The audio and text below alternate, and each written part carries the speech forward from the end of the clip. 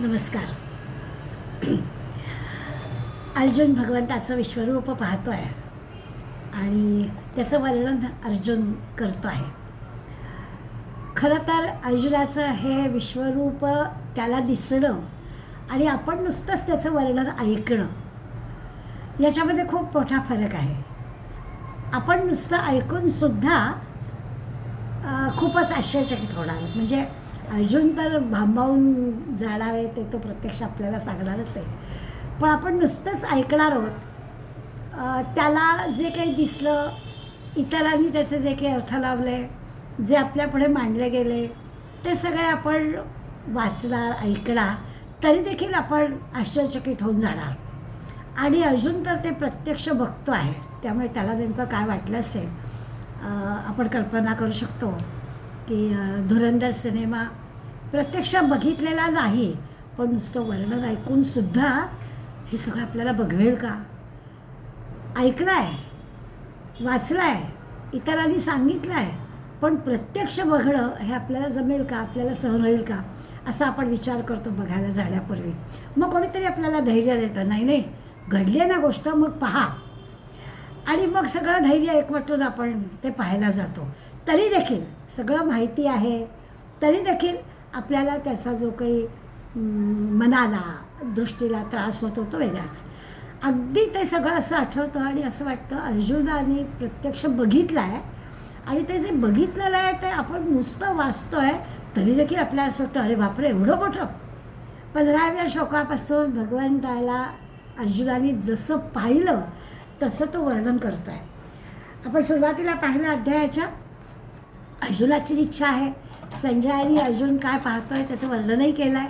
आता प्रत्यक्ष अर्जुनाने काय पाहिलं आहे त्याचं अर्जुन वर्णन करतो आहे.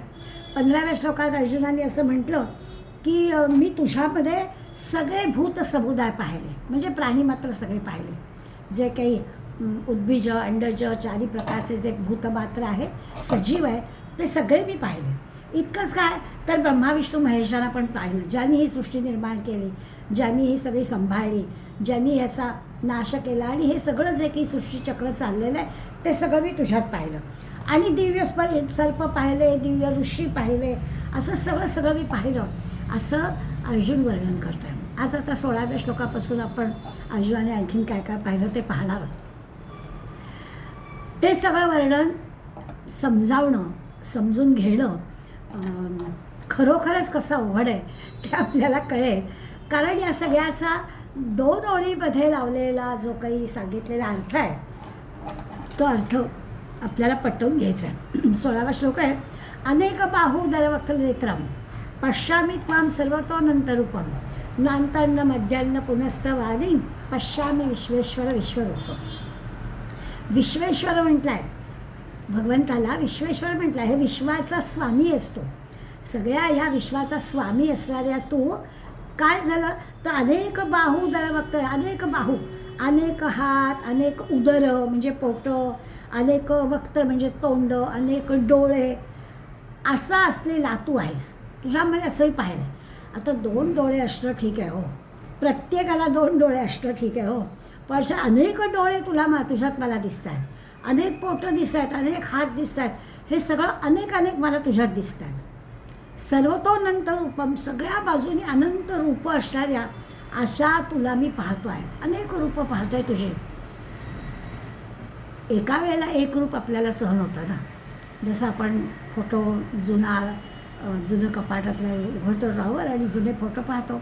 मग आपल्या छोटे आपल्या लहानपणचे, आपल्या नातवंडांचे लहानपणचे फोटो, मग थोडा मोठा झाल्यावर, मग थोडा मोठा झाला, असे पाहताना एका वेळेला एक फोटो आपल्याला आनंद देतो. इथे अनंत अनेक रूपं मी तुझी एकाच वेळेला पाहतो आहे.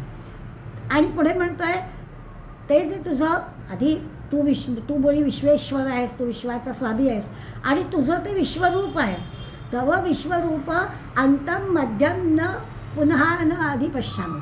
हे जे काही विश्वरूप मी पाहतो आहे त्याला काही अंत नाही, मध्य नाही, काय कुठे सुरुवात होते काय मला कळत नाही. कारण असं हे जे आपलं रूप आहे इतकं विशाल आहे, इतकं मोठं आहे की माझ्या दृष्टीच्या टप्प्यातच ते येत नाही. असं 16व्या श्लोकामध्ये अगदी भारावून जाऊन अर्जुनाने वर्णन केलं. आता ते आपल्याला समजून घ्यायचा प्रयत्न करायचा आहे. एखादी गोष्ट आपल्याला जेव्हा असं अचंबित करते ना, तेव्हा आपण हो मी पाहिलं आहे असं म्हणतो ना, तसं या श्लोकात सुद्धा पश्यामी 2 वेळा अर्जुन पश्यामी असं म्हटलं, अहम पश्यामी, मी पाहिलं आहे. म्हणजे माझ्या डोळ्याने आता भगवंताने जी दिव्यदृष्टी दिली आहे त्या दिव्यदृष्टीच्या जोरावर हे मी पाहिलं आहे असं सांगतात. बरं, संजयाने पण मागे आपल्याला 10व्या श्लोकामध्ये हीच सांगितली ती गोष्ट की अनेक तोंड, अनेक डोळे हे भगवंताच्या विश्वरूपाचं वर्णन संजयाने पण केलं होतं. अनेक वक्त्रनयनम अनेक अद्भुत दर्शनम असं संजय म्हणाला होता. त्यावेळेला पण आपण त्याचा अर्थ पाहिला होता की माणसांचेच काय, सगळ्या सजीवांचे काय डोळे, तोंड, हात, पाय, पोट असं सगळं भगवंताच्यामध्ये दिसतं. म्हणजे भगवंताची ती जणू काही अभिव्यक्ती आहे असं दिसतं आहे. म्हणजे याचा अर्थ असा की कुठल्याही सजीवाकडे पाहिलं तर त्या सजीवाकडे पाहिलं की भगवंताचीच अभिव्यक्ती म्हणून आपल्याला भगवंताचं स्मरण व्हायला पाहिजे. म्हणजे आपल्याला कसं अनेक रूपं दिसतील. समजा आपण एखाद्या घरी गेलो आहे तर घरातली माणसं आहेत, घरामध्ये पाळीव समजा त्यांचा कुत्रा आहे तर तो कुत्रा आहे तर आपल्याला वेगवेगळं दिसेल ना. इथे त्या एकाच भगवंताच्यामध्ये ही सगळी मंडळी त्याला दिसत आहे आणि त्यामुळे स्वाभाविकच जिथे पाहावं तिथे त्या सजीवाच्या ठिकाणी भगवंतच असं त्याला दिसत आहे. पुन्हा तो म्हणतो की तू अनंत रूप आहेस. अनंत म्हणजे अंतच नाही, मोजताच येत नाही, अमर्यादित असं तुझं सगळं आहे. म्हणजे मानवी बुद्धीला तर ते मोजता येतच नाही आहे किंवा मानवी बुद्धीच्या कक्षेत पण ते येत नाही आहे असं तुझं रूप अमर्यादित. म्हणजे खरोखरच भगवंताच्या त्या अनंत रूपाशी माणसाची बुद्धी कुंठित होऊन जाईल की माणसाच्या बुद्धीला काहीतरी मर्यादा आहे ना, काहीतरी त्या बुद्धीला पटेल असं सांगायला लागेल ना. तर तसं नाही, त्या बुद्धीच्या पलीकडल्या गोष्टी इतकं अर्जुन म्हणतो आहे की भगवंता तू अनंत आहेस, तुझे अनंत रूप आहेस. म्हणजे खरोखरच दुनिया अजब म्हणतो ना भगवंताची, तशी ही भगवंताची दुनिया अजब आहे. अनंत रूपं या ठिकाणी बघायला मिळते. खरं तर विचार करायला लागलं तर सजीवांचा नुसता विचार केला तरी हे सगळे सजीव जरी घेतले तरी पंचमहाभूतापासून बनलेले. जसं आपण आपलं वर्णन करतो की आपण सगळेजण जे आहोत ते पृथ्वी, आप, तेजवायू, आकाश अशाने आपण बनलेलो आहोत. अशा या पंचमहाभूतांपासून बनलेल्या आपल्यासुद्धा मध्ये विविधता आहे. म्हणजे अशी कल्पना करूया की या पृथ्वीवरती समजा काय 800 कोटी आपण माणसं आहोत. या सगळ्या 800 कोटीच्या 800 कोटी माणसांमध्ये काही ना काहीतरी बारीकसा का होईना फरक आहे. काय भगवंताची लीला असेल, काय भगवंताचं हे सगळं जे काही निर्मिती करणं आहे हे कसं असेल. प्रत्येकाच्या दिसण्यामध्ये थोडा बदल. आपला जो थंब घेतात त्याचं कारण काय, तर प्रत्येकाच्या थंबमध्ये फरक आहे. तसाच्या तसा कुणाचाच येणार नाही असं आपल्याला दिसतं. त्यामुळे एवढ्या केवळ सजीवातल्या माणसांचा विचार केला तरीसुद्धा त्यातला निराळेपणा असतो. अगदी जुळी भावंड असली आणि खूप सारखी असं जरी आपण त्यांचं वर्णन केलं तरी काहीतरी बारीकशी का होईना खूण त्या दोघांमध्ये फरक असणारी असतेच असं आपलं काही एकसारखं असं नाही आहे. अहो इतकंच कशाला, आत्ता असणाऱ्या माणसांच्याबद्दल कशाला विचार करायचा. आत्तापर्यंत होऊन गेलेली जी अनेक माणसं आहेत आपण कितीतरी वेळा म्हणतो ही ना आमच्या अशा सारखी दिसते, पण तंतोतंत तसं असं काहीच असू शकत नाही. अलीकडल्या काळाचं एक समजा आपण विचार करू 100-200 वर्ष फोटोग्राफी सुरू झाले. त्यामुळे त्यावेळेपासून काही फोटो आपल्याला उपलब्ध आहेत. त्या फोटोंच्या सहाय्यानं आपण विचार केला आणि आपण आपल्या आधीच्या 2-4 पिढ्या समजा आपले वडील आजोबा पणजोबा आणखीन खापर पणजोबा अशांच्या फोटोंचा विचार केला तर या सगळ्यांमध्ये थोडंफार काहीतरी साम्य असेल. अगदी एकाच घरात जन्माला आलेले असल्यामुळे काहीतरी लकबी स्वभाव, दिसणं, डोळे काहीतरी साम्य असेल. पण काहीही साम्य असलं तरी काही ना काहीतरी फरक हा असणारच आहे. अगदी तसाच तोच चेहरा असा काही फरक नाही. ही जी काही विविधता भगवंताने आपल्यामध्ये निर्माण केली ती भगवंतच जाणे. हे कसं काय त्यांनी निर्माण केलं हे अचंबित करणारी गोष्ट नक्कीच आहे. अगदी आपल्याकडे नाही पण मोठमोठ्या राजे राजवाडे किंवा श्रीमंत मंडळी यांच्याकडे मोठमोठी तैलचित्र जपून ठेवलेली असतात आणि त्या तैलचित्रांच्या म्हैसूर बडोदा अशी जी काही राजघराणी होती त्या राजघराण्यांमधली जर तैलचित्रांचा अभ्यास केला तर त्यांच्या पिढ्यातली पूर्वजांची जी चित्र आहे त्या चित्रांमध्ये तोच चेहरा असा काही आपल्याला दिसणार नाही. तर ही भगवंताची दुनिया अजब आहे किंवा भगवंताचं हे सगळं अनंतच आहे याचा आपल्याला अगदी पडताळा येतो की खरोखर नुसता म्हणजे बाकी संबंध सृष्टी तर बाजूला ठेवूया, नुसता माणसांचा विचार केला तरी सुद्धा आपल्याला आश्चर्य वाटेल असं आहे. आणि असा अर्जुन भगवंताबद्दल म्हणतोय, भगवंता तुझा आदी मध्य आणि अंत मला दिसतच नाही. कुठे तुझी सुरुवात झाली आणि कुठे तुझा शेवट आहे असं काही नाहीच आहे. आता आधी नाही अंत नाही तर मध्य काय असणार. म्हणजे आपली जी काही विचार करण्याची क्षमता आहे किंवा आपली जी की एक बघण्याची पद्धत आहे याचा विचार केला तर आपण असं म्हणू शकतो, एखादी समजा वस्तू आपल्याला दिसली, समजा हे पुस्तक आपल्याला दिसलं, तर दिसलेल्या वस्तूचा आकार आपल्याला आधी कळतो. म्हणजे नंतर त्या वस्तूमध्ये काय आहे म्हणजे बहिरंग आपल्याला आधी कळतं, आकार आपल्याला आधी कळतो. आणि मग त्या आकारावरून मग नंतर त्याचा आणखीन काही विचार केला तर मग अंतरंग कळायचा प्रश्न येतो. किंवा आपण समजा एखादा दागिना पाहिला, तर दागिना पाहिला की तो पाहिल्यानंतर आपल्याला पहिल्यांदा त्याचं वरचं डिझाईन किंवा ते कशासाठी उपयोग आला ते आधी कळतं. आकारावरून आपण आधी त्याचा अंदाज घेतो आणि मग आपण विचार करतो, हातात घेऊन बघतो, मग खरं आहे का खोटं आहे का, पूर्ण सोन्याचं आहे का 1 ग्रॅमचं आहे वगैरे वगैरे विचार आपल्या मनामध्ये येतात. पण हे नंतरचं सगळं झालं. इथे ते म्हणतात की आदी मध्य आणि अंत म्हणजे कधी याची निर्मिती झाली किंवा त्या थोडक्यात असं की एखाद्या वस्तूचा समजा भूतकाळ, वर्तमानकाळ किंवा भविष्यकाळ असा सुद्धा जाणण्याचा आपण प्रयत्न करायचा म्हटलं तर काहीतरी त्याला आधार लागेल ना. जसं आपण नेहमी एक गंमतशीर आपला उदाहरण असतो किंवा चर्चेतला एक नेहमीचा विषय असतो. आपल्या वेळेस म्हणजे आता आपण ज्या वयाचे आहोत त्या वयाची मंडळी जेव्हा एखाद्या गोष्टीबद्दल बोलतात तेव्हा आपण 50 वर्षापूर्वीचा आपला अनुभव जमेस धरतो. जसं उदाहरण द्यायचं झालं तर हल्ली आपण पटकन म्हणतो 50 वर्षापूर्वी म्हणजे आपण जेव्हा तरुण होतो त्यावेळेला सोन्याचा भाव 1,000-1,200 रुपये होता तोळा. 1 तोळ्याला 1,000-1,200 आपल्या 50 वर्षापूर्वीचा विचार केला तर.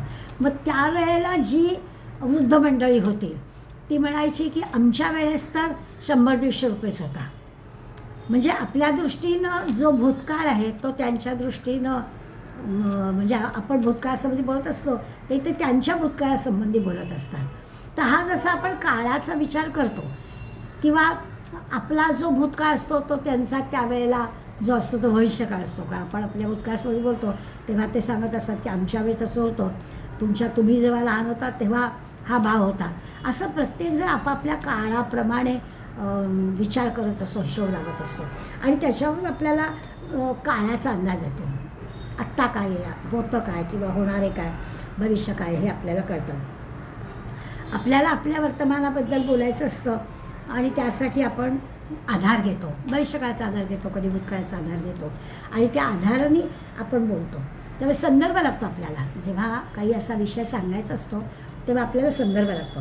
आता भगवंत कुठे आहे नेमका, भगवंत जेव्हा काही सांगतो आहे तर त्याचा काय आधार काय घेणार, तो वर्तमानात आहे हेच खरं सत्य आहे ना. आता इथेही सर्वत्र भगवंत आहे म्हणून अर्जुन म्हणतो की भगवंता आपण कसं आता विश्वेश्वर आहात, सगळीकडे आहे ना, काय त्याचं कसं शोधायचं, त्याला होता म्हणायचं तर नाही म्हणता येत, असणारे असं पण नाही, आहेच असं म्हणायचं. आणि त्यामुळे त्याला म्हण की हे जे काही आहे ना ते विश्वरूप आहेस, तूच निर्माण करणार आहेस, तूच सगळीकडे भरलेला आहेस. तुझा जर काही अर्थ लावायचा म्हटला तर त्याला जो काही आधार लागतो तो आधारसुद्धा आम्हाला कळत नाही. म्हणजे या शब्दांचे अर्थ आपल्याला समजून घ्यायला लागतात. म्हणून त्याला म्हणतात की विश्वरूप आहे म्हणजे विश्वातली सगळीची सगळी रूपं आपणच आहात. विश्वरूप आहात म्हणजे विश्वामधल्या ज्या ज्या गोष्टी आम्ही वेगवेगळ्या नावांनी ओळखतो ते सगळं तुमच्यातच आहे, तुम्हीच आहात. दिसायला आपल्याला दिसेल, पुस्तक दिसेल, टेबल दिसेल, खुर्ची दिसेल, पण विश्वरूपच आहे. किंवा सजीवांमधले काही सजीव जीव दिसतील, माणसं दिसतील, पशु दिसतील, प्राणी दिसतील, तरी देखील तुम्हीच आहात असा त्याचा अर्थ आहे. म्हणजे प्रत्येक शरीरामध्ये शरीरी आत्मा जीव असं जर आपण म्हटलं तर ते सगळं तुम्हीच आहात. देह पण तुम्हीच आहात, त्या देहामध्ये असणारं आत्मतत्व पण तुम्हीच आहात, सगळं जे काही आहात ते तुम्हीच आहात. म्हणजे त्या शरीराचे स्वामी पण तुम्हीच आहात, शरीर निर्माण करणारे पण तुम्हीच आहात. आपण शब्दांच्या सहाय्यानं हे सगळं समजून घ्यायचा प्रयत्न करतो आहे, त्याचं विश्वरूप काय आहे त्याचा. आणि हे अर्जुनाने प्रत्यक्ष पाहिलं आहे. अर्जुन म्हणतो सगळीकडे आम्हाला तुम्हीच दिसत आहे, शरीरही तुम्हीच, आत्माही तुम्हीच, रूपं तुमची वेगवेगळी तुम्हीच, होतात पण तुम्हीच, असणारात पण तुम्हीच, आहात पण तुम्हीच, सगळं जे की आहे ते भगवंतच आहे. विश्वेश्वरही आहे आणि विश्वरूपही आहे. आता हे सगळं समजून घ्यायला थोडंसं आपण उदाहरणाचा आधार घेऊया, म्हणजे आणखीन आपल्याला समजेल. नेहमी उदाहरण देतात की कुंभार घट बनवतो. आता घट बनवणारा म्हणजे तसं म्हटलं तर तो घटाला निर्माण करणारा तो कुंभार आहे. तो स्वतःच्या हाताने तो घट बनवतो, त्यामुळे तो निर्माता आहे. अगदी बरोबर आहे. पण एकदा का तो घट निर्माण झाला की त्या घटाचा आणि कुंभाराचा तसा म्हटला तर संबंध काही नाही. कुंभार वेगळा आणि घट वेगळा. घटाला निर्माण केलं कुंभाराने, त्याचं काम झालं, ते मातीने तयार झालं, ते वाळलं, ते भाजलं आणि विक्रीसाठी ठेवलं, त्याचं काम झालं. त्यामुळे आता कुंभार वेगळा आहे आणि घट वेगळा आहे. पण म्हणून कुंभार केवळ निर्माता आहे. इथे काय झालं आहे, भगवंत विश्वाचा केवळ निर्माता नाही आहे. विश्व निर्माण झालं की त्याचा संबंध संपत नाही आहे, तो विश्वरूप पण आहे.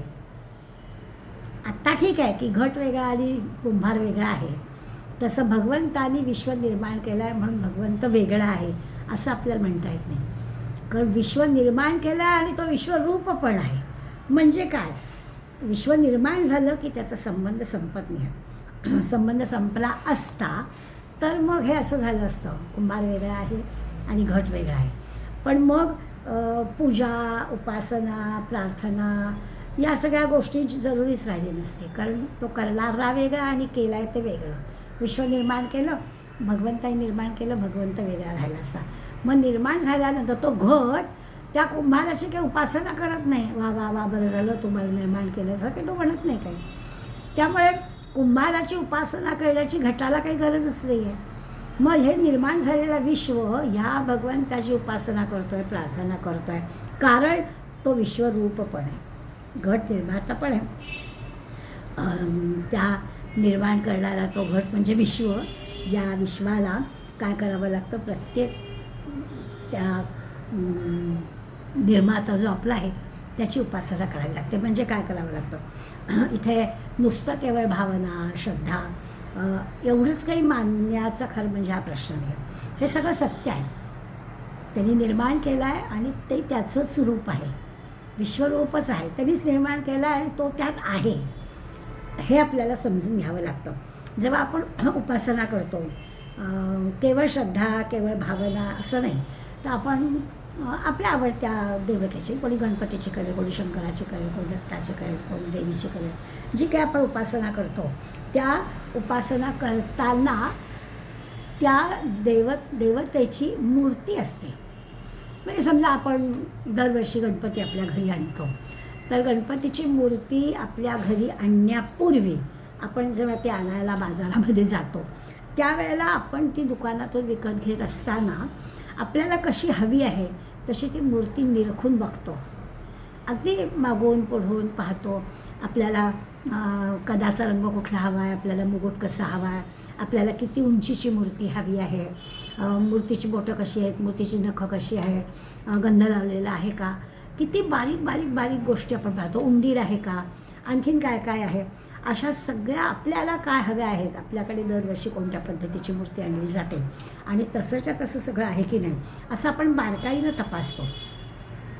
आता हे सगळं जेव्हा आपण बारकाईनं तपासतो त्यावेळेला ती एक वस्तू असते आणि ती वस्तू पण आपण ती बारकाईनं कदाचित दुकानदारांनी सांगितलेल्या किमतीमध्ये घासाघीस पण करतो की काय हो किमती दरवर्षी तुम्ही वाढवता वगैरे वगैरे, असंही सगळं आपण बोलतो.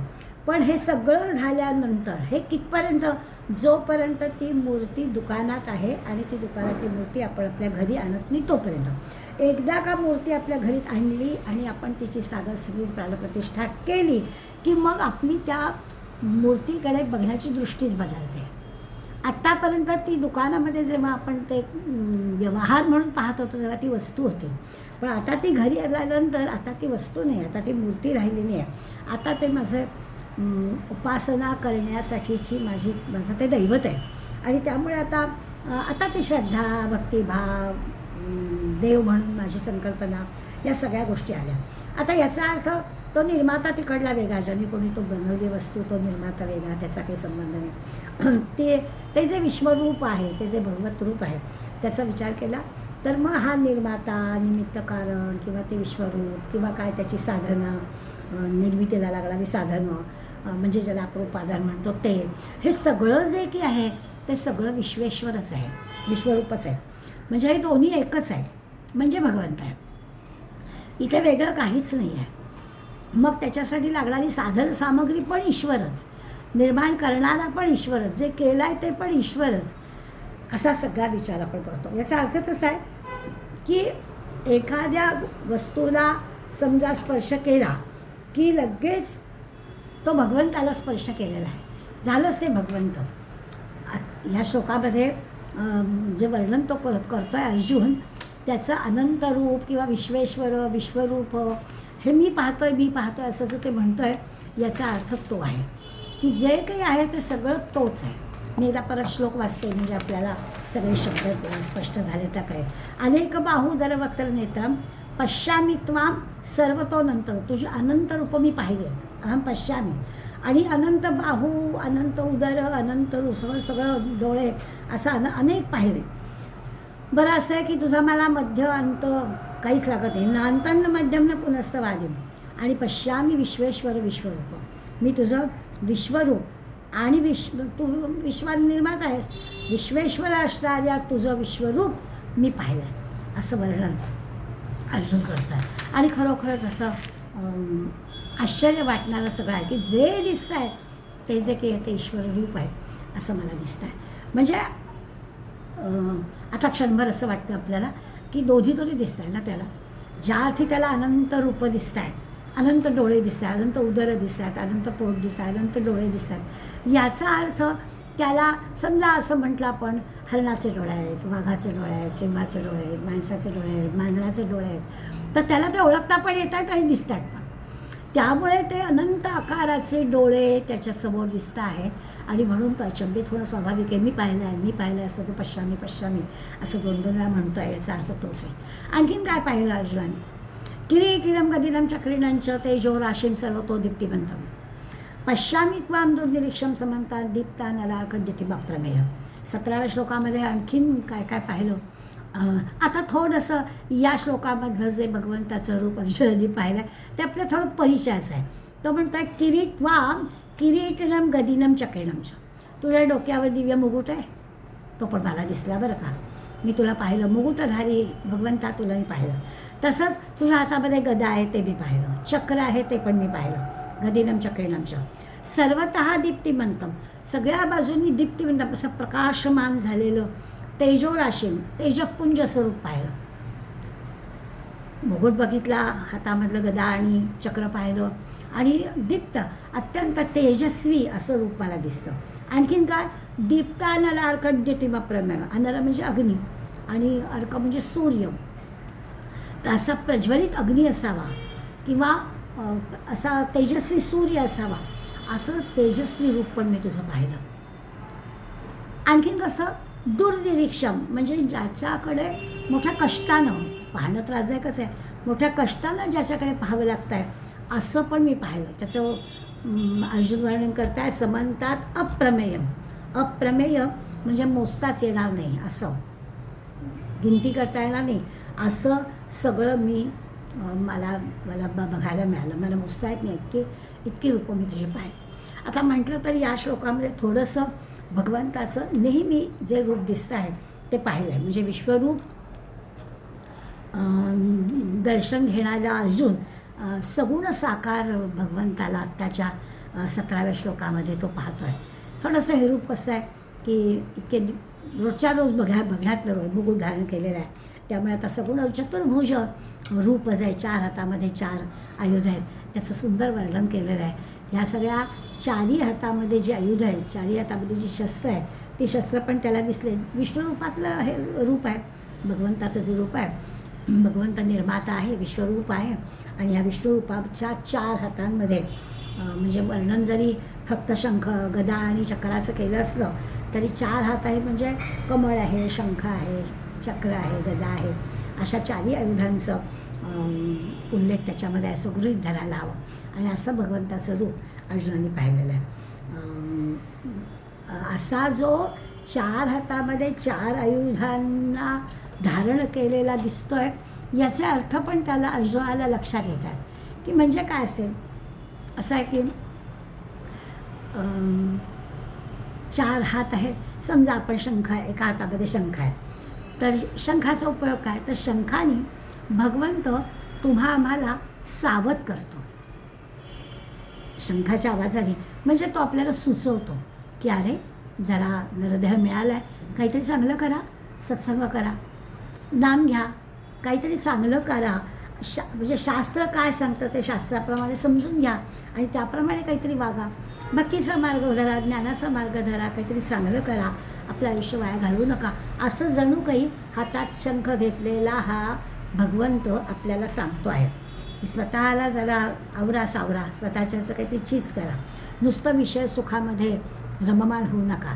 ते तर आहेतच, पण त्याच्यामध्ये न रमता काहीतरी विशेष करून दाखवा. विषय सुख हा हे काही खरं सुख नाही, अशी जणू काही त्या शंखाच्या आवाजानं भगवंत आपल्याला जाणीव करून देतो आहे.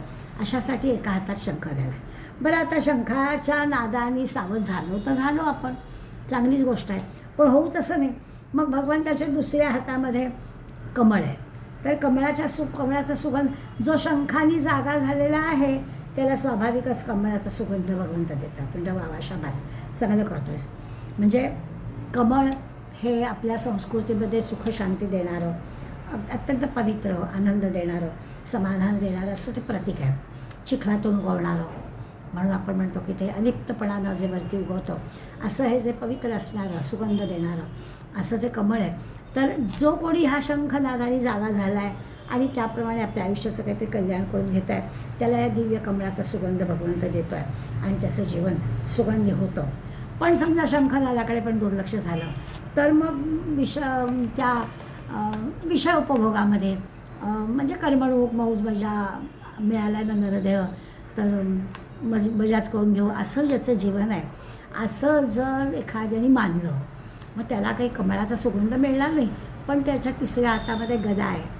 त्या गदेचा थोडासा स्वाभाविकच प्रहार भगवंत करेल, मग तिसऱ्या हातामध्ये गदा पण आहे. छान अर्थ समजून घ्यायला आपल्याला चांगला आहे की हे सगळं का दाखवत आहे. सगुण रूपामध्ये असणाऱ्या भगवंताच्या 4 हातामध्ये 4 आयुध आहेत, ती अर्जुनाला दिसली आहे, पण त्याचा उल्लेख केला, त्याच्या मागचं रहस्य काय आहे हे पण आपल्याला लक्षात घेतलं पाहिजे. मग हळूच हलकासा थोडासा दणका या गदेचा, या नुसता रममाण होणारा जो आहे, आपल्या नरदेहाचं चीज न करणारा जो कोणी आहे, त्याच्या पाठीमध्ये थोडा हलकासा घाव घातला जातो. काहीतरी संकट, काहीतरी दुःख, काहीतरी रोग म्हणा, पूर म्हणा, दुष्काळ म्हणा, करोना म्हणा, काय बॉम्ब हल्ला म्हणा, अशा प्रकारच्या काहीतरी गोष्टी वाटेमध्ये येतात. दंगे, धोपे, तणाव वाढणाऱ्या गोष्टी, अशाला सगळं तोंड द्यावं लागतं. बरं, या अशा सगळ्या दणक्यांनी सुद्धा भगवंताकडे जर माणूस वळला नाही, एवढं सगळं झालं तरी, म्हणजे जो शंखाच्या आवाजाने सावध झाला त्याचा प्रश्न नाही, त्याला लगेचच भगवंत कमळाचा सुगंध देतो आहे. नाही जमलं तर अशा प्रकारचा दणका देतो आहे. आणि हेही जमलं नाही की एवढा सगळा दणका देऊनसुद्धा, गदेचा प्रहार थोडासा देऊनसुद्धा माणूस जो सावध झाला नाही, माणूस जो वळला नाही, तर मात्र भगवंताच्या हातात सुदर्शन चक्र आहे. ते काळचक्राच्या रूपानं समोर येतं. काळचक्राच्या रूपाने समोर येतं म्हणजे येणे आणि जाणे, जन्म आणि मृत्यू काळाप्रमाणे सुरू होतं. जन्माला यायचं, काय जे काय करायचे ते इथे कर्म करायचे, त्या कर्माचे जे काही आहेत ते सगळे पापपुण्याच्या ह्याच्यात जायचं, पुन्हा जन्म घ्यायचा, पुन्हा यायचं, पुन्हा जायचं, हे सुरू होतं. अशी सगळी आयुधं या भगवंताच्या हातात आहेत. आणि ती भगवंताच्या हातात असणारी आयुधं अर्जुनाला सगुण रूपामध्ये दिसली. म्हणजे त्या प्रत्येक आयुधाच्या मागचं रहस्य पण अर्जुनाला दिसलेलं आहे. आणखीन काय दिसलं तर तेजोराशी, सगळीकडे जणू तेज पसरलेलं आहे, एकदम असा तेजस्वी काहीतरी असा झोत प्रकाशाचा आलेला आहे. आता ह्याचं हेच वर्णन संजयाने पण 12व्या श्लोकात केलं आहे. दिवी सूर्य सहस्रस्य, आपल्याला आठवत असेल तेव्हा संजयाने असं म्हटलं होतं की एकाच वेळेला हजारो सूर्य उगवले तर केवढा प्रकाश पडेल. तसा प्रकाश आकाशात हजारो सूर्य एकदम उगवलेले आहे एवढा प्रकाश अर्जुनाला दिसला होता. तेच अर्जुन इथे वर्णन करतो आहे की काय तर तेजो राशी, तेजाच्या राशी एकाच वेळेला हजारो सूर्याचा प्रकाश पडणं म्हणजे आपण कल्पना करू शकत नाही. हे नुसते शाब्दिक आपण कळणार. दुपारच्या अगदी दुपार कशाला, सकाळच्या 9-10च्या सूर्याकडचा बघण्याची आपली हिंमत होत नाही. तर असा तेजस्वी सूर्य आणि हजारो सूर्यांसकट तेज, इतका तेजोराशी असं राशमिळलं. आणखीन काय म्हणतो तर सर्व तो दीप्तिमंतम, सगळ्या बाजूनी असं दिपवून टाकणारं इतका प्रकाश पडलेला आहे.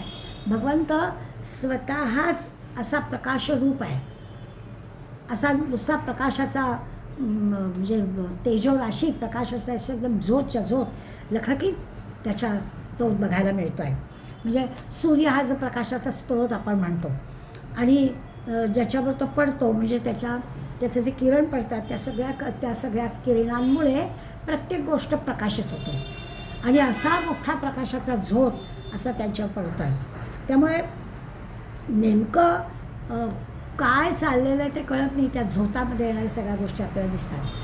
पण अर्जुनाला असं म्हणायचं आहे की बाह्यरूपच काय, हा असा जो काही प्रकाश झोत आहे, दीप्ती म्हणजे इतका तेजस्वी आहे की आपण असं कल्पना करू शकतो की जिथे प्रकाश पडला आहे त्या प्रकाशाच्या कक्षेत येणारी गोष्ट आपल्याला दिसेल.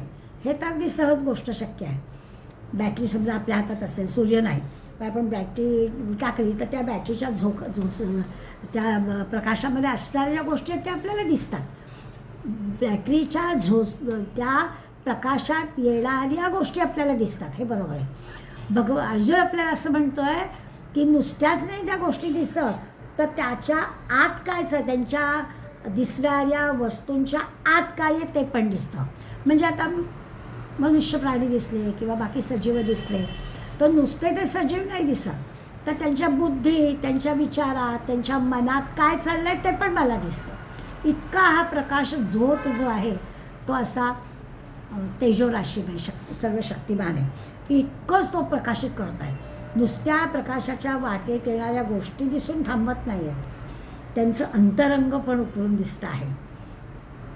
आता हे सगळं शब्दांनी सांगणं आणि ऐकणं सोपं आहे, पण कल्पना करून बघू शकतो आपण.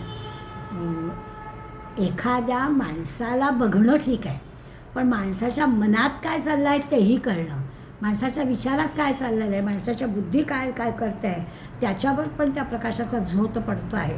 असा तो प्रकाश आहे. असा हा भगवंत सगळ्या बाजूनी प्रकाशित आहे. अंतर्बाह्य तो प्रकाशित करतो आहे. सगळं प्रकाशित होत आहे.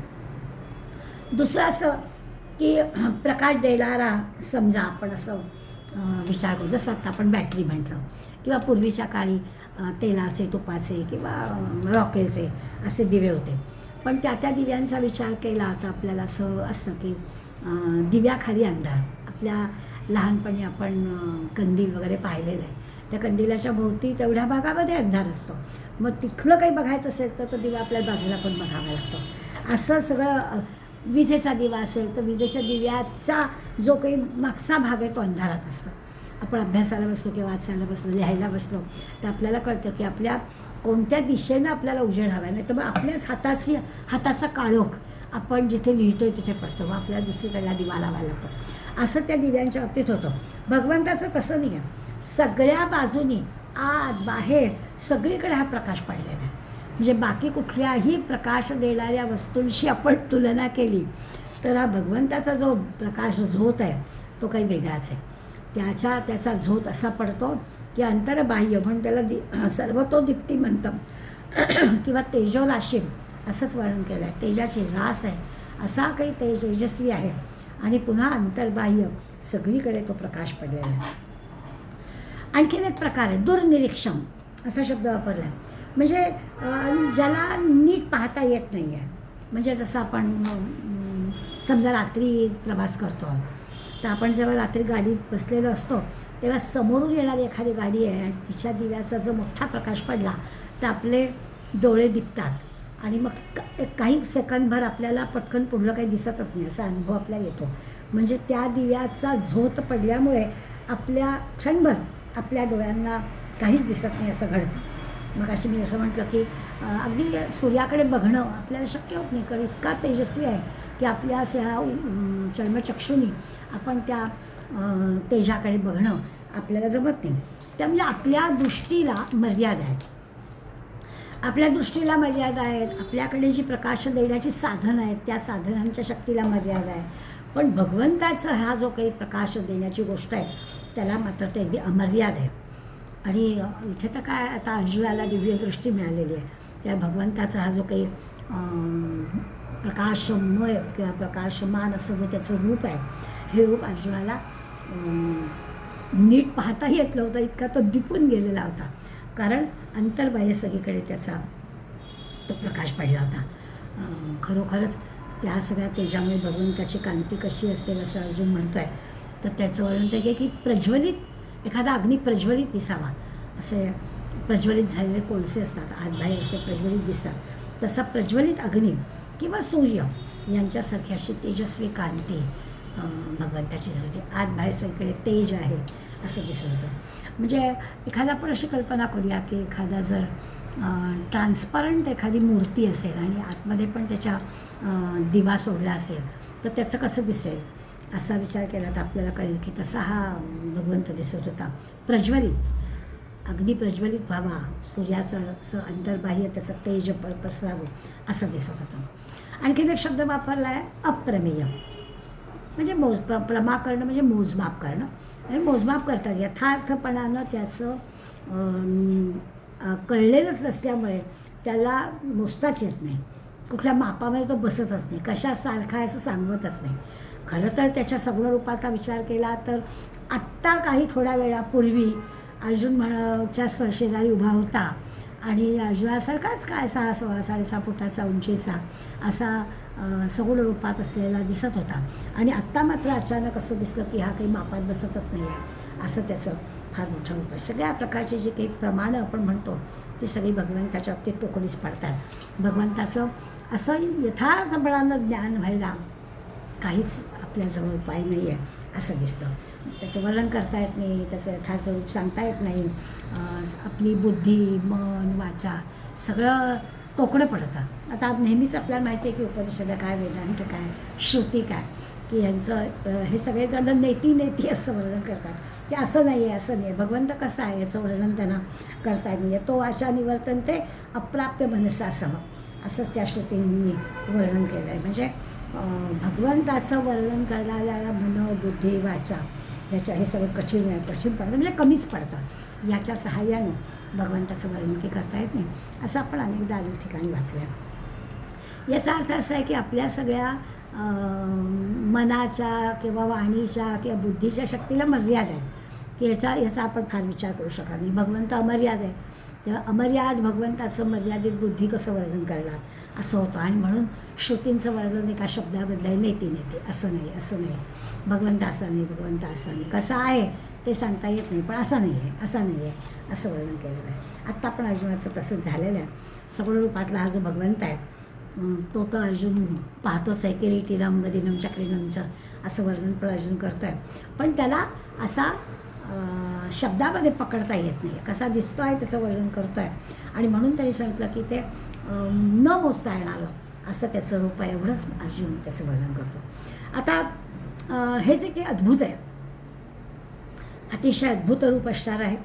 आत्ता पाहिलं तसं त्याच्या तेजाला अंत नाही. प्रथमच असं सगळं अर्जुन पाहतो आहे.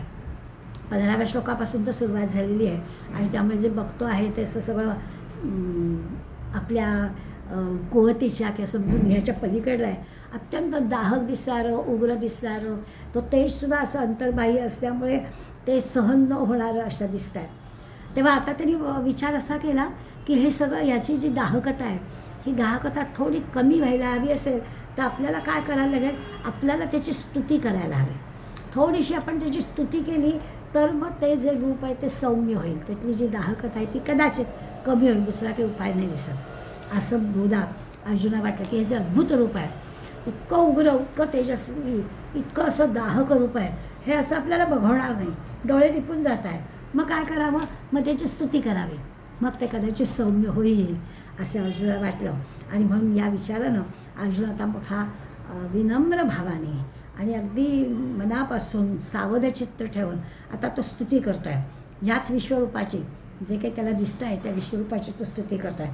त्वमक्षरं परमं वेदितव्यं त्वमस्य विश्वस्य परम निधानं त्वमव्ययः शाश्वतधर्मगोप्ता सनातनस्त्वं पुरुषो मतो मे. छान वर्णन करतो आहे. अर्जुन म्हणतो आहे त्वं वेदितव्यं परमम अक्षरम. काय वर्णन करतो? तू कसा आहे? तू परम श्रेष्ठ असं जाणण्याचं तत्त्व आहेस. तू म्हणजे एक तत्त्व आहे जाणण्याचं श्रेष्ठ. तू जाणलं की आणखीन काही जाण्याचीच आवश्यकता नाही असं जाणण्याचं तत्त्व तू आहेस. भगवंताला म्हणतो आहे बरं का अर्जुन, त्याची स्तुती करण्यासाठी म्हणतो आहे की तू अशी गोष्ट आहेस की परमतत्त्व आहेस. असं श्रेष्ठ तत्त्व जाणलं की आणखीन काही जाणायचंच नाही, झालंच सगळं जाणून. त्वमस्य विश्वस्य परम निधानम. आणि तू कसं आहे? परम निधान, या सगळ्या जगाचं निधान म्हणजे आश्रयस्थान तू आहेस.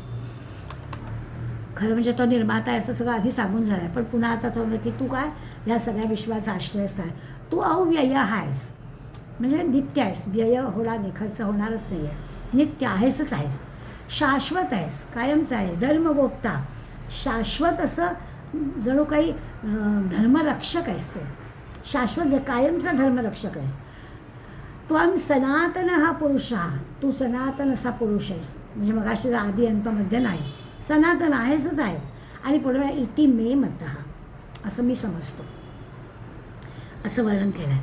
सगळं जे काही ह्या एका श्लोकामध्ये जवळजवळ 7 विशेषणं भगवंताची अर्जुनाने वापरली. काय म्हटलं तर वेदितव्य म्हटलं म्हणजे जाणण्याचं तत्त्व आहेस. अक्षर, तुझा नाश होत नाही असं म्हटलं. त्याला आश्रयस्थान, सगळ्या जगाचं आश्रयस्थान तू आहेस. म्हणजे तुझ्याशिवाय काहीच नाही आहे, तुझ्याशिवाय कुठली वस्तू दिसूच शकत नाही. तू आहेस म्हणून हे सगळं आहे, त्यामुळे तू आश्रयस्थान आहेस. अविनाशी आहेस, अव्यय म्हणजे अविनाशी आहेस. कायमचा आहेस, शाश्वत आहेस. धर्मरक्षक आहेस. सनातन, सनातन आहेस पण नित्य नूतन आहे. सत्य तत्व आहेस, आहेसच आहेस पण आहेसच आहेस पण जुनं नाही झालेलं, नित्य नूतन आहे, नित्य नवं आहे. आणि असं अलौकिक असं तुझं रूप आहे. पुरुषार्थ करणारं, अलौकिक असणारं, मार्गदर्शन करणारं असं सगळं तू आहेस. असं एका श्लोकामध्ये भगवंताच्या गुणांचं विशेष कौतुक करणारी 7 विशेषणं. खरं तरी 7 विशेषणं आपल्या परिचयाची आहेत, अशी काही माहिती नाही आहे, तशातला भाग नाही आहे. 15व्या श्लोकापासून भगवंताच्या या विश्वरूपाचं अर्जुन वर्णन करतो आहे. त्यामुळे काय काय पाहतो आहे ते तो सांगतो आहे आपल्याला. या भगवंताच्या रूपात सगळ्या देवता त्याला दिसतात, सगळे भूतमात्र त्याला दिसतात. अगदी 4 मुखाचा ब्रह्मदेव पण त्याला दिसला आहे. सगळ्या दिशांना त्याची मुखं त्यांनी पाहिली आहेत, सगळे ऋषी पाहिलेले आहेत. अगदी पार्वतीसह शंकर त्यांनी त्याच्यात पाहिलेला आहे असं तो वर्णन करतो आहे. अनेक प्रकारची मुखं पाहतो आहे, हजारो हात, पाय, उदर, नेत्र वगैरे वगैरे पाहतो आहे. आत्ता म्हटलं तसं सगळं दैदिप्यमान असं तेजस्वी गोष्टी तो पाहतो आहे. 4 हात, त्यामध्ये 4 आयुध असणारं चतुर्भुज रूप पण भगवंतांनी पाहिलेलं आहे, भगवंताचं पाहिलेलं आहे. अशी सगळी भगवंताची ओळख अर्जुनाला होते. आणि आता ह्या आत्ताच्या 18व्या श्लोकामध्ये तो एवढी 7 विशेषणं वापरतो आहे. आणि ह्याच सगळ्या गोष्टी या 7 विशेषणांच्या द्वारा एकत्रितपणानं आपल्याला सांगतो आहे. तेच सांगतो, नवीन काहीच सांगितलं नाही. हे सगळे 15, 16, 17व्या श्लोकामध्ये त्यांनी जे जे काही बघितलं ते सगळं 18व्या श्लोकामध्ये विशेषण वापरून आपल्याला पुन्हा एकदा सांगितलं की खरोखर त्या भगवंताला मी असं जाणलं आहे. आणि आता आणखीन काही जाणण्याचं शिल्लकच नाही. वेदितव्य असं मी जाणलं आहे. आणि अक्षर, अव्यय सगळे आपल्याला शब्द माहीत. शाश्वत असं सगळं आहे, किंवा सगळ्या ह्या विश्वाचं आश्रयस्थान आहे. सगळ्या विश्वामध्ये असणाऱ्या प्रत्येक चर अचर सजीव गोष्टींचं आश्रयस्थान तो आहे. बरं, बघायला गेलं तर तो लहान नाही, मोठा नाही, दृश्य नाही, अदृश्य नाही, आहेच आहे, शाश्वतच आहे ना. त्यामुळे त्याला असे काळाप्रमाणे होता, असेल, आहे असे शब्द वापरता येते. धर्माचा रक्षक असणारा आहे. इतकंच नाही तर सनातन म्हणजे या सृष्टीच्या निर्मितीपूर्वी पण तो होता, आत्ता पण तो आहे, प्रलय झाल्यानंतर पण तो असणारच आहे, असा हा साक्षी असणारा पुरुष भगवंत असा आहे. आणि असं सगळं अर्जुनाने त्याचं रूपाचं वर्णन केलं. मग अशी आपण म्हटलं की या परब्रह्माचं वर्णन श्रोतींना पण करता आलेलं नाही, पण अर्जुनाने 7 विशेषणं वापरून आपल्यासमोर पुन्हा एकदा या परमेश्वराचं त्याला जे काही रूप दिसलं त्याचं वर्णन केलं. सगळं हे वर्णन वाचताना पुन्हा पुन्हा आपल्याला असं वाटतं की अरे, हे आपण सिनेमाच्या स्टोरीसारखं नुसतं ऐकतो आहे, आपल्याला दिसलेलं नाही आहे. आता आपल्याला दिसेल म्हणजे काय होईल, जेव्हा आपण त्या भगवंताला ह्या सगळ्या विश्वामध्ये पाहू तेव्हा आपल्याला अर्जुनासारखं त्याचं. आता आपल्याला आपण अशा सीमेवर आहोत की हे सगळं अर्जुनाला भगवंताचं रूप दिसतं आहे. अर्जुन भगवंता कसा दिसतो याचं वर्णन करतो आहे. त्यामुळे आपण सगळं तृतीय पुरुषी पाहतो की अर्जुनाला भगवंत कसा दिसला असं आपण वर्णन ऐकतोय, पाहतोय. आपल्याला जेव्हा अर्जुनासारखं दिसेल की सगळीकडे भगवंतच, आपल्याला हा शत्रू, हा मित्र, हा माझा, हा परका असं न दिसता भगवंतच दिसेल, तेव्हा अर्जुनाला काय नेमका भगवंत विश्वरूपामध्ये दिसला त्याचा अनुभव आपल्याला कळेल. आत्ता आपल्याला तो अनुभव कळत नाही, कारण आत्ता आपल्याला या चराचरामधल्या विश्वामधल्या प्रत्येक गोष्टीतलं जे वेगळेवेगळेपण आहे ते वेगळेपण आपल्याला दिसतं आहे. आपण प्रयत्न असा करतो आहे की अर्जुनाला सगळीकडे भगवंत दिसला, अर्जुनाला सगळे जीव वेगवेगळे नाही, सगळीकडे ईश्वर दिसला. ते जेव्हा आपल्याला, ती जेव्हा दृष्टी आपल्याला मिळेल आणि आपल्याला जेव्हा भगवंतच सगळीकडे दिसेल, तेव्हा अर्जुनाला हे सगळं जे काही अचंबित झालं किंवा एवढा सगळा जो काही अर्जुनाला एक आनंद झाला, किंवा आता नंतर पुढल्या काही श्लोकांत आपल्याला कळणार आहे की अर्जुनाला थोडं भयही वाटणार आहे, ते सगळं नंतर घडेल. तोपर्यंत आपण एखाद्या सिनेमाची स्टोरी ऐकतो आहे, अशा प्रकारचंच वर्णन आपल्याला समजून घेण्यापुरतं आहे. अनादि मध्यांतम अनंत वीर्यम अनंत बाहू शशिसूर्य नेत्रम पश्यामि त्वां दीप्त हुताशवक्त्रम स्वतेजसा विश्वमिदं तपंतम. आता खरं एकदा अंतन्न मध्यमन पुनस्तवादी असं सांगून झालेलं आहे, 16व्या श्लोकामध्ये वर्णन केलं आहे. आता 19व्या श्लोकामध्ये पुन्हा अनादि मध्यांतम अनंत वीर्यम तेच शब्द वापरला आहे की तुझा अंत मध्य आधी मला कळत नाही.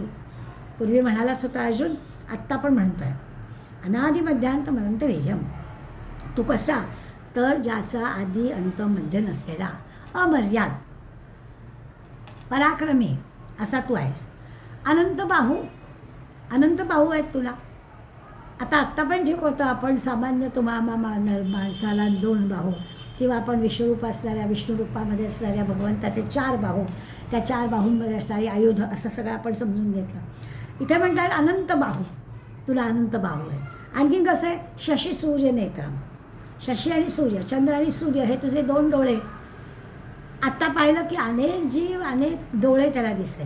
आता म्हटलं तुझे ना हे 2 डोळे दिसले, शशी सूर्य, चंद्र आणि सूर्य हे नेत्र असा तू आम्हाला दिसला आहे. त्या तुला मी पाहत आहे. तू अहम पश्यामी, त्या तुला मी पाहतो आहे की तुझे चंद्र आणि सूर्य हे 2 डोळे आहेत, त्या तुला पाहतो आहे. आणखीन कसं, दीप्त हुताश वक्त्रम, असं अग्नीसारखं प्रज्वलित असणारं मुख मी तुझं पाहतो आहे.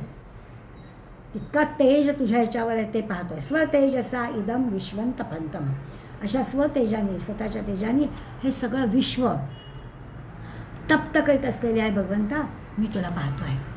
आता पुन्हा या 19व्या श्लोकामधलं भगवंताचं हे रूप अर्जुन वर्णन करतो आहे. मगाशी जशी 7 विशेषणं 18व्या श्लोकामध्ये वापरली, आता पुन्हा म्हणतो आहे तू अमर्याद आहेस, अत्यंत पराक्रमी आहेस, प्रचंड तेजस्वी आहेस. काय काय दिसलं भगवंतामध्ये अर्जुनाला, तर साऱ्या विश्वामध्ये, म्हणजे हे सगळं जे काही विश्वाला जे तेज मिळत आहे ते तूच देतो आहेस. म्हणजे आपण जसं म्हणतो की प्रकाश कोण देतो आहे, तो सूर्य देतो आहे. सूर्य नसेल रात्री तेव्हा आपल्याला निराळे प्रकाश देणाऱ्या कृत्रिम गोष्टी आपण त्यांच्या सहाय्यानं प्रकाश मिळवतो, हे ठीक आहे. पण आत्ता तो म्हणतो की सगळ्या विश्वाला जे तेज देत आहे ते सगळं तेज तू देतो आहेस. खरंच आहे, ईश्वराची शक्तीच अमर्याद आहे. 3ही शब्द वापर, अमर्याद, पराक्रमी आणि प्रचंड तेजस्वी. त्यामुळे इतकी शक्ती अमर्याद आहे की आपल्याला तिची मोजदादच करता येणार नाही. भगवंताजवळ काय, किती प्रकारची आणि काय शक्ती आहे ते आपण समजूच शकणार नाही. बरं, आता त्याचा आपण पावलोपावली अनुभव घेतो बरं का. भगवंताजवळ असणाऱ्या शक्तीचा आपण अनुभव घेतो. कधी घेतो, पावलोपावली घेतो. कसा घेतो, आपण कितीही काहीही ठरवलं असलं तरी ईश्वराने जे ठरवलं आहे तेच घडत असतं. आपल्या ध्यानीमनी नसणाऱ्या गोष्टीसुद्धा जेव्हा घडतात तेव्हा आपण म्हणतो आपल्याला माहीतच नाही, पण घडलं खरं. मग कोणी घडवलं, तर त्याने घडवलं. म्हणजे त्याच्या मनाप्रमाणे किंवा त्याच्या इच्छेप्रमाणे जे घडतं ते ठरवतो, त्याप्रमाणे ते घडतं. त्याच्या शक्तीमुळे, त्याच्या तेजामुळे, त्यांनी ठरवल्यामुळे हे सगळं विश्व हालचाल करत असतं. आपल्याला उगाचच कारण नसताना असं वाटतं की आपण करतोय तर आपण काहीच करत नाही. पण अर्जुन म्हणतो, भगवंता तुम्ही सर्वत्र आहात, सनातन आहात, विशेष पराक्रम तुमच्याजवळ आहे, विशेष तेजस्वी तुम्ही आहात, अमर्याद अशी शक्ती तुमच्याजवळ आहे. आणि असा तुम्हाला आदी नाही, अंत नाही, मध्य नाही, कसा असणार हे पुन्हा पुन्हा जेव्हा सांगितलं ना, आदी मध्यांत अनंत वीर्यम, संजय सांगतोय, दोनदा अर्जुन सांगतोय, याचा अर्थ काय, तर स्वपराक्रम असा आहे की तुमच्याजवळ अफाट सामर्थ्य आहे, अफाट सामर्थ्य आहे. बरं, सगळ्यात चहूबाजूने अनंत बाहू असं म्हणतात. अनंत बाहू इतके तुम्हाला सगळ्या बाजूनी तुमचे असे हात पाय सगळे आहेत. बरं, ते कसे तर अनंत, मोजता न येणारे. आता हे पण काय आपल्याला समजू शकत नाही की इतके हात म्हणजे काय. तर आपण म्हणतो ना की एखादं काम करायचं असेल, मोठं काम करायचं असेल तर अनेक लोकांची मदत लागते, अनेक लोकांच्या मदतीनं ते काम पूर्ण होतं. तसं भगवंताचं आहे की भगवंत करतो आहे असं म्हणतो, तर भगवंत करतो आहे तर अनंत अनंत हस्ते भगवंत हे सगळं करून घेत असतो. तर असे अनंत आहेत, अपरिमित आहेत, मोजता न येणार आहे. आणि शशी सूर्य भगवंताला म्हणतं की तुमचे 2 डोळे आहेत, एक सूर्य डोळा आहे आणि एक चंद्र डोळा आहे. चंद्र डोळा जो आहे तो अत्यंत शीतलता देणारा आहे. सूर्य आहे हा अग्नीसारखा अत्यंत तेजस्वी आहे. म्हणजे आपण असं धरूया की तुम्हाला शांतपणानं एखाद्याकडे पाहायचं असेल तर तुम्ही शशी नेत्राचा विचार करायचा. पण क्रोध आला तुम्हाला तर तुमचा दुसरा डोळा जो आहे क्रोध व्यक्त करणारा सूर्य, त्याची तुम्ही व्यक्त करत असता. म्हणजे कधी तुमची दृष्टी शांत, कधी तुमची दृष्टी क्रोध निर्माण करणारी. मग आता एखादं तमोरूप किंवा असं जे काही एखाद्याकडे पाहायचं असेल, म्हणजे एखाद्याला समजा शासन करायचं असेल, त्याच्या चुकीची काही त्याला शिक्षा द्यायची असेल, तर मग एखाद्यावर तुम्हाला क्रोध आणायचा असेल तर सूर्यासारखा तर डोळा वापरायला लागेल. एखाद्यावर कृपादृष्टी तुम्हाला व्यक्त करायची असेल, प्रेमाने सांभाळायचं असेल तर स्वाभाविकच त्याच्याकडे तुम्ही सहजपणानं शीतलतेनं, चंद्राच्या शीतलतेनं त्या दृष्टीने त्याच्याकडे पाहणार असं आहे. म्हणजे अनेक प्रकारांनी तुम्ही त्या गोष्टीकडे सहजपणे पाहत असाल, दिसत असेल. आपल्याला एकाच वेळेला एकच कळेल ना, एखादा राग व्यक्त करायचा असेल तर रागच व्यक्त करायला, प्रेम व्यक्त करायचं असेल तर प्रेमच व्यक्त करायला. इथे दोन्ही डोळे आहेत, शशी पण आहे आणि सूर्य पण आहे. तर जे हवं कृपादृष्टी टाकायची असेल, प्रेमाने सांभाळायचं असेल तर तसं करता येईल, क्रोध व्यक्त करायचा असेल तर तसं करता येईल. प्रलयाग्नी पेटला की सगळीकडे उजेड पडतो आणि तुमचं जे मुख आहे ते असं अत्यंत तेजस्वी आहे, त्यामुळे सगळीकडे प्रकाश पडला आहे त्याचं वर्णन करतायत की कसं होईल तस्व तेजसा, स्वतःच्या तेजाने. माऊलीनं याच्यासाठी एक छानपैकी दृष्टांत आहे, त्याचा आधार आपण घेऊया की आपल्याला एखादा मुद्दा समजा कळला नाही की नेमकं काय झालं असेल की स्वतःचंच तेज आणि ते इतकं तेजस्वी आपल्याला दिसतं आहे. म्हणजे काय, तर माऊली त्याचं आपल्याला कळावं म्हणून उदाहरण देतात की समजा एखाद्या डोंगरावर सगळ्या बाजूनी वणवा पेटला, तर तो सगळ्या बाजूनी वणवा पेटला की जसं सगळीकडे ज्वाळा भडकतात, तसं म्हणे झालेलं आहे की तुझ्या जेव्हा स्वतेजसा, तुझा जेव्हा असा आत पण ज्वाला भडकतात ना, त्यावेळेला काय घडतं, तर सगळ्या तुझ्या मुखामधून जो अग्नी येतो त्या तुझ्या दाढा, तुझे दात, तुझी ती त्या दाढांच्या दातांमध्ये असणारी जीभ, त्याच्यात ती काय त्या दातांना चाटणारी म्हणा नाही तर लोळणारी म्हणा, अशी सगळ्या बाजूनी उष्णता, त्या तोंडातील उष्णतेनं सगळं असं पोळून निघालेलं आहे असं दिसतं. मग ते आपल्याला अर्जुनाला नेमकं काय दिसलं हे नाही सांगता येणार, पण वणव्याचं उदाहरण घेतलं तर कळेल की चौबाजूनी वणवा पेटला आहे, सगळीकडे 4 बाजूनी हे लागलं आहे आणि तो असा आकाशापर्यंत त्याच्या ज्वाळा जात आहे. तर दुसरं काहीच दिसणार नाही. त्याच्यामध्ये आलेलं जे काही आहे त्या डोंगराच्या भागामध्ये बिचारे काय प्राणी असतील, गवत असतील, झाडं असतील, ते सगळं जळून खाक होणार आहे. तसं म्हणे त्याच्या मुखामध्ये जो अग्नीचा असा सगळं उष्णतेनं जे काही असं प्रलय झालेला आहे ते कसं दिसत असेल, तर त्या वणव्यासारखं दिसत असेल असं वर्णन करतात. 20व्या श्लोकामध्ये अजून पुढलं वर्णन आहे, पण आता हे सगळं वर्णन ऐकता आपण नुसतीच सुरुवात करूया. पुढल्या वेळेला 20वा श्लोक बघूया, नुसताच वाचूया. ते म्हणतात द्यावा पृथ्वीवर इदमंतरम ही याक्तन्त्वैकेन दिशश्च सर्वा दृष्ट्वाद्भूतं स्वरूपमुग्रं तवेदं लोकत्रयं प्रवेदितं महात्मा.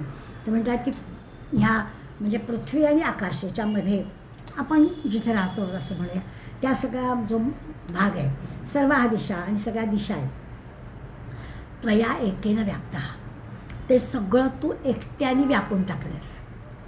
सबंध हे विश्व आहे, ते सगळं विश्व तू एकट्याने व्यापलंस.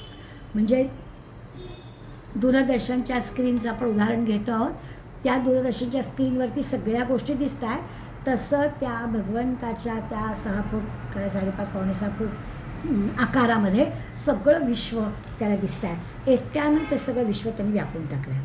आणि मग ते अद्भुतम उग्रम रूपम दृष्ट्वा, असं ते अत्यंत अद्भुत अतिभयंकर असं आश्चर्यकारक रूप दृष्ट्वा म्हणजे पाहून काय झालं, त्रयम लोकहा प्रव्यथितम, सगळं त्रैलोक्य भयभीत झालं, प्रचंड घाबरलं. आता या श्लोकामध्ये त्रैलोक्य प्रचंड घाबरलं म्हणजे खरं तर अर्जुन स्वतःचं पण वर्णन करतो आहे असं म्हणायला हरकत नाही. कारण हे जे काही असं उग्र रूप पाहिलं आहे भगवंताचं की सगळं काय असेल ते त्याच्यातच दिसतं आहे. असं पहिला आपण या वर्गाची सुरुवात करताना धुरंधर सिनेमाची आठवण काढून सुरुवात केली. तर तसं आहे की त्या 3.5 तासामध्ये आपण जे सगळं बघणार आहोत ते इतकं असं भयभीत करणारं आहे की स्वाभाविकच आहे ते सगळं नुसतं ऐकून पण घाबरायला होतं. तसं हे आहे की या पृथ्वीपासून आकाशापर्यंत जे काही विश्व आहे ते सगळं त्या एकाच ठिकाणी दिसतं आहे. आणि असं सगळं अद्भुत अतिभयंकर आश्चर्यकारक असं रूप बघून मी भयभीत आहे की सगळं त्रैलोक्य भयभीत झालं आहे.